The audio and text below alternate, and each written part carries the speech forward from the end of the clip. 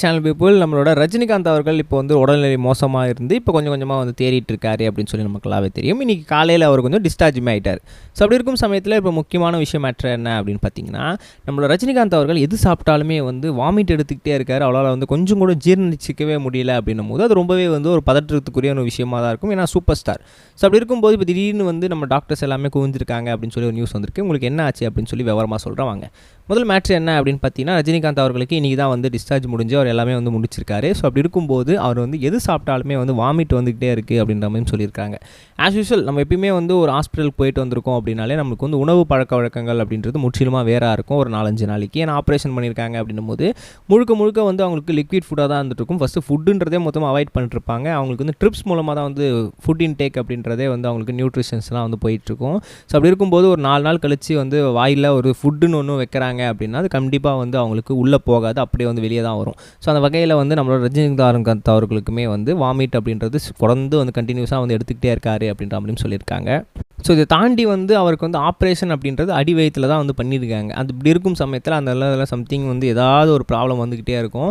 ஃபுட்டுமே வந்து அந்த இடத்துல வந்து ஜீரணம் வச்சுக்க முடியல, சம்திங் வந்து ஏதாவது ஒன்று வந்து அன்அலர்ஜிட்டிக் ஃபுட்டாக அப்படி இருக்குது அப்படின்னும் பட்சத்தில் கண்டிப்பாக வந்து அதை வந்து அவங்க உடம்பு வந்து ஏற்றுக்க விரும்பாது. ஏன்னா வந்து அவருக்கு வயது மூப்பு அப்படின்றதுமே ஒரு காரணமாக இருக்கும். வயதில் ரொம்பவே பெரியவர் அப்படின்னு சொல்லலாம். ஸோ அப்படி இருக்கும்போது தொடர்ச்சியாக வாமிட் எடுத்துக்கிட்டே இருக்கார். இப்போ டாக்டர்ஸ் வந்திருக்காங்க, அவங்கள பற்றி ஃபுல்லாக கன்சல்ட் பண்ணி எல்லாமே பேசிக்கிட்டு இருக்காங்க.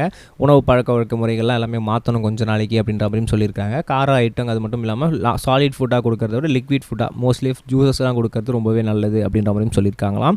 ஸோ இனிமேல் வந்து நம்ம ரஜினிகாந்த் அவர்களுக்கு கொஞ்சம் உணவு பழக்கங்கள்லாம் கொஞ்சம் மாற்ற போகிறாங்க. அதை விட்ட வந்து கொஞ்சம் நல்ல இம்பார்ட்டன்ஸான கொடுக்க போகிறாங்க அப்படின்ற மாதிரியும் சொல்லியிருக்காங்க. ஸோ இந்த விஷயம் தான் சோஷியல் மீடியா செம்ம ஹார்ட் ஆஃப் த டாப்பிக்காக போயிட்டுருக்கு. நிறைய பேர் வந்து முக்கியத்துவம் கொடுத்து அதை வந்து பேசுகிறது அப்படின்றது ரொம்ப சூப்பரான விஷயமாக தான் பார்த்துட்டு இருக்காங்க. ஸோ இதை பற்றி நீங்கள் என்ன நினைக்கிறீங்க அப்படின்னு சொல்லி மறக்காம கமெண்ட்ஸில் பதிவு பண்ணுங்கள்.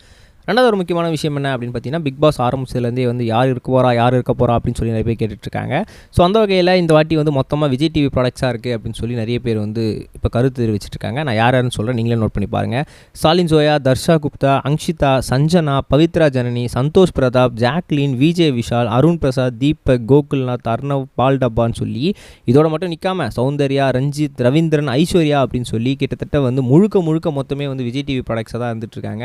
ஆல்ரெடி வந்து 1-2 பேர் தான் விஜய் டிவி ப்ராடக்ட்ஸாக இருப்பாங்க. மேக்ஸிமம் ஒரு 4 to 5 மெம்பர்ஸ் இருப்பாங்க. இப்போ பார்த்தா 16 பேரில் வெறும் 10 பேர் கூட வந்து விஜய் டிவி ப்ராடக்ட்ஸ் தாண்டி நிறைய பேர் வந்து இருந்துகிட்டு இருக்காங்க. ஸோ அப்படி இருக்கும்போது வந்து இது என்னப்பா இது புகழ்பெற்ற எல்லாருமே மறுபடியும் உள்ளே கூப்பிட்டு புகழ்பெற வைக்கிறது இது எப்படி வந்து ஓகேவாக இருக்கும்? நாட் ஓகே தானே? எப்பயுமே வந்து பாமர மக்கள்லாம் கூப்பிடுங்களே, அவங்களாம் எங்கே போனாங்க அப்படின்னு சொல்லி நிறைய பேர் கருத்து தெரிவிக்கிறாங்க. இதை பற்றி நீங்கள் என்ன நினைக்கிறீங்க? சொல்லுங்கள். நம்மளுக்கு சொல்லுங்கள் கைஸ். பை. இது வரைக்கும் கனெக்டிங் டிவிக்கு சப்ஸ்கிரைப் பண்ணனா மறக்காமல் சப்ஸ்கிரைப் பண்ணிக்கங்க. உடனடி அப்டேட்ஸ் பெறுவதற்கு நோட்டிஃபிகேஷன் பெல்லையும் கிளிக் பண்ணிக்கங்க.